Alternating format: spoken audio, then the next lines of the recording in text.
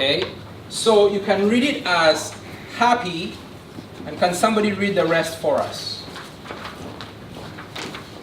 Art thou, O land, when the king is the son of nobles, and thy princes eat in due season, for strength and not for drunkenness. Okay, so this is being written by somebody who had experimented everything under the sun. He had been in search for true happiness, right? Riches had come and they had not brought happiness. Women had come and they had not brought happiness.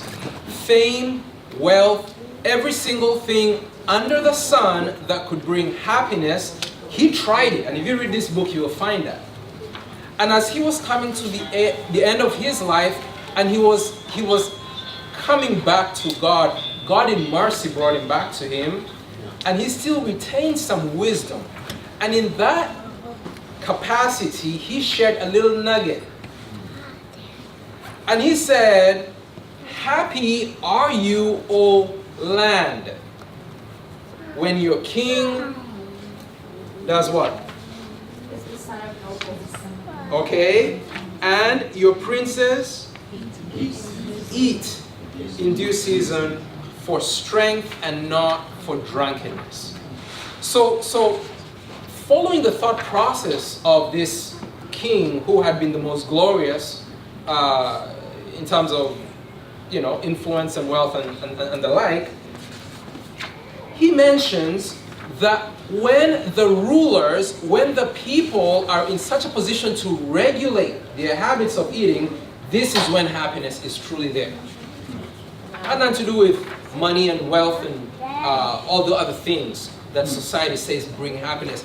Have you considered this? Now, I'm going to share a couple thoughts, and one of the most fascinating and gratifying realities out there for anybody who wants to do research is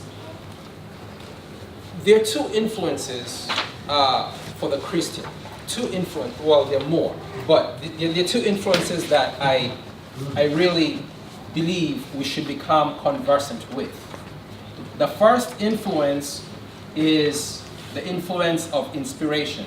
Now, inspiration, I'm speaking of something that God reveals, something that doesn't come from your own effort, but in working or cooperating with God, inspiration, one influence. There's another influence that comes from research. And in purity, research is simply investigating inspiration to see whether it's right or not. Right. And the answer is that it's always right. Right. But research was what God gave to man.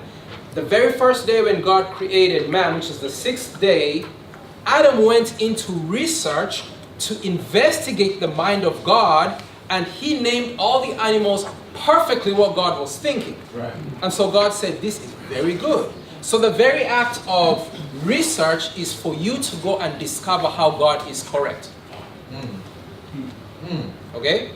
So, don't forget that inspiration and research now, inspiration has revealed that research or science is the handmaid or the helper of inspiration. So when inspiration says something that does not make sense according to the current research or science, what are we to go with? Inspiration. And when we do that, we're going to be happy. So one of the things that really gratifies me is when research finally catches up to inspiration to prove what God has been saying all along. Right? It is truly gratifying. Now, I'm going to read something, and before I read it, I want to make a disclaimer, or let me just say an exception. When God says things for our consideration, He is not saying them, to make those who may be doing it proud or, that they've arrived. He's not saying it either to make those who may be struggling in the area feel condemned. He's just saying this is the best. And if you desire the best, ask for strength, ask for grace, and I will help it. I'll give it to you. Okay? That's all. It is for our salvation.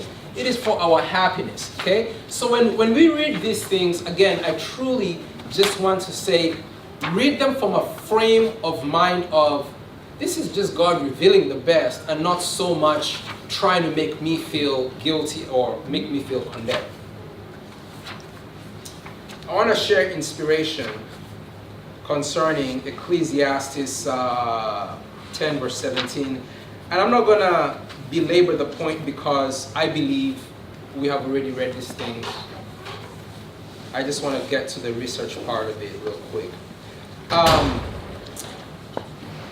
We've read about the number of meals a day that ideally we should have. Amen? Amen.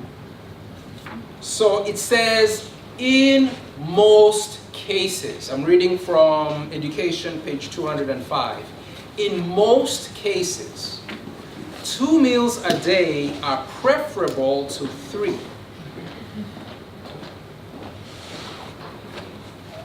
I'll just leave it at that. I could have kept going, but I'll just leave it at that so that we can get to good or other things. Okay?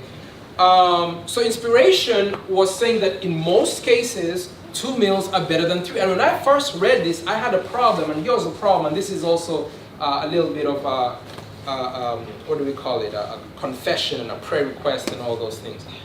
My problem was, I don't like being, I'm not trying to be a problem here, but I don't like being thin. I've been struggling with being thin for so long. I'm trying to get big like Brother August. It's true. It's true. Amen. And so I was like, if I go down from 3 to 2, this is not good.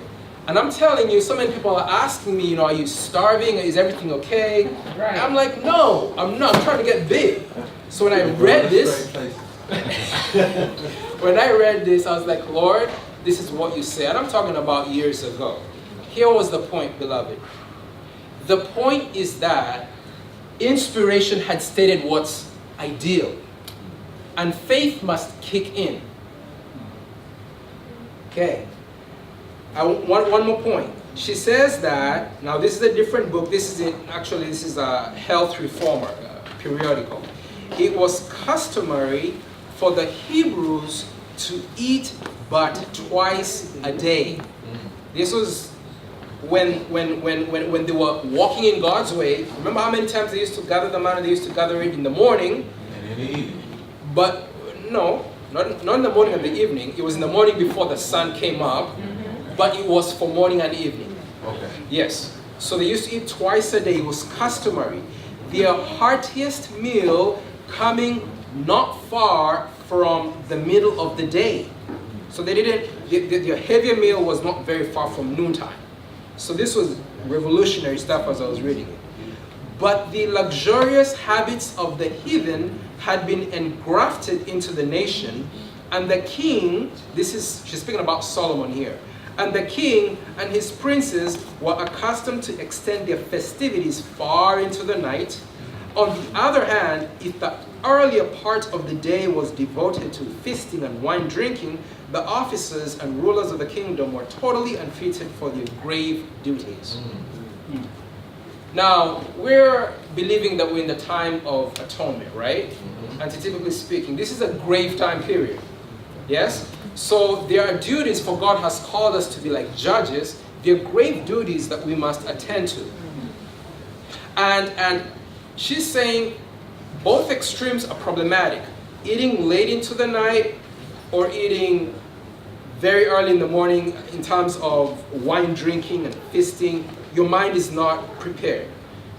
That being said, we were just presented with what was the inspired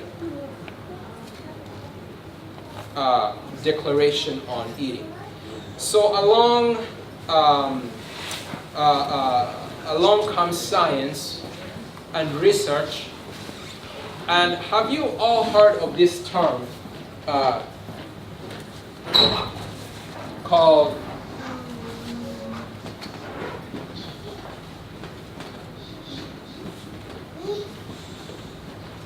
Have you heard of that term, anybody?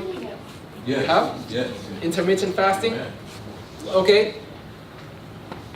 For whatever reason that they call it that, I'm not sure, but probably it's because of the length of time that it takes between your meals. Okay, so I'm going to talk very briefly for the next 5 minutes or so that I have. What is intermittent fasting? What are its benefits? What does it have to do with our happiness? What is science revealing? Intermittent fasting is pretty much a concept where you have a 6 to 8 hour window where you eat your 2 meals. And then after that, essentially you're fasting, right? Which would be for 18 on the one hand to 16 hours, okay? So, according to the inspiration of 2 meals a day are preferable to 3, what was the time period that we were supposed to eat our meals and let our stomachs rest? Does anyone remember? Yes? 2 meals or 3? For 2 meals. What, you mean the time of day or the duration? Okay, the duration between. Oh, 5 hours. Okay, that's right. It's 5 hours, okay, Yeah. between meals. Yes. And actually, when you do the interesting math, it can come to 6 hours. All right, 5 to 6 hours. So research is finding that when you eat between 6 to 8 hour window, and then you fast in the rest, some amazing things in the body begin to happen. Some very exciting things begin to happen. Number one, how many have heard, I'm not gonna spell it for now. How many have heard of BDNF, brain-derived neurotrophic factor? You've heard of it? No. No? Okay. Yes, somebody has. Very good. This is miracle growth for your brain. Brain-derived neurotrophic factor essentially are compounds or chemicals that help and assist in the efficient functioning of your neurons, in being able to fire your neurons, in being able to form or wire them. After you fire them, you wire them, and this helps with decision making. It helps with mood regulation. Are some of you sometimes finding yourself moody? Yeah. You know, grumpy or just downcast or discouraged or depressed? This is a very real area, and it's tied very closely to our brain-derived neurotrophic factor, which is tied directly to our eating habits. Happy art thou, O land, when you eat the right way. So if you're having issues, mentally issues, talk to God about it and start evaluating and seeing how are my eating habits. When you do this special plan, you can increase your brain-derived neurotrophic factor by 400%. Wow. They've done a study that people who paid attention to eating twice a day in that 6 to 8 hour window, their learning, their moods, their sleep, everything was just going up and up and up. 400% in 3 to 5 month study is what they did. So not even a long time, and you can already begin to see results. This is where I got excited, Brother August. How many have heard of this? HGH, human growth hormone. Yeah. Right? Athletes and other people, deal with this. When you do this, combined with proper working out, Brother August, check this out. You can increase 1,600%. There are ways to do this. I'm going to share a few things and I'm going to close. Because I'm not just talking about BDNF and HGH. I'm just going to read a few things. When you do this properly, there's a proper way to do it. Your insulin, it increases your insulin and your leptin sensitivity. Right now, America and the world is on an incredible pandemic of diabetes and other type relations. Yes. Okay, eating habits. And that affects everything to do with the happiness, with the productivity, and with the destiny of individuals and of nations. It also increases your ghrelin levels. Ghrelin levels is a fancy term for your hunger hormone, right? So people who have issues with eating too much, when they undergo this modulation and regulation, it helps with that to therefore give you strength to be able to better control your appetite. And we know that appetite has everything to do even with our spiritual decisions. Yeah? Okay, one more thing, and it also helps switch the body's fuel. The body is able to choose which fuel that it uses for burning, for you to optimally produce. And the optimal fuel for burning is fat. That's the optimal fuel. When you go on this other fat diets, your body really doesn't do that. And so if you get off the fat diet, then you get back on the weight and that sort of a thing. And after a while, it becomes discouraging. You know, some people do other drastic type measures. But the best way is by self-regulating. And when you do that, so much comes into play. It decreases your triglycerides, therefore decreasing your risk of heart disease. It decreases inflammation and free radical damage, etc. And in closing, the kind of foods to eat when you are on this special recipe for happiness. How many of you have heard of this acronym, G-BOMBS? Okay, G stands for greens, the most nutrient-dense food out there. The problem is we don't eat enough of it. But you go out to the wild and you see the strongest, biggest animals. Right. They eat greens. Right. Okay, B stands for beans. Beans. Beans. Beans is the most carbohydrate-dense food out there. You should eat beans every day. I should eat beans every day. Okay? This food is not only good for health, but it's one of the best foods for our colon to help avoid colorectal cancers. O is for onions. And with onions, we're talking about foods in the allium family. So scallions and shallots and chives and garlic, all those sulfur-rich foods, eat that. When you eat that, you are doing good to your body. We're not going to talk about it right now. I have a question and an issue with this one. I'm not prepared to defend it. I actually usually talk against it. I'm just giving you the information out there. M stands for mushrooms. Okay, mushrooms is controversial. Some people say yes, some people say no.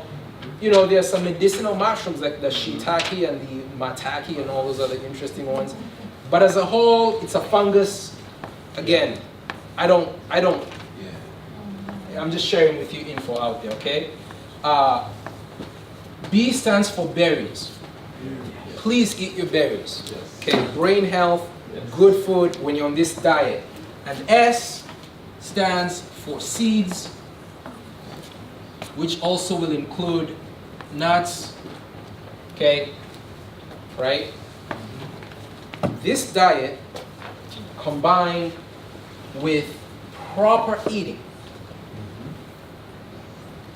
If you try it out, 10 a.m., 11 a.m., and then you wait for those 6 hours or 5 hours, and then you eat your second meal, prayerfully try it out together with other things.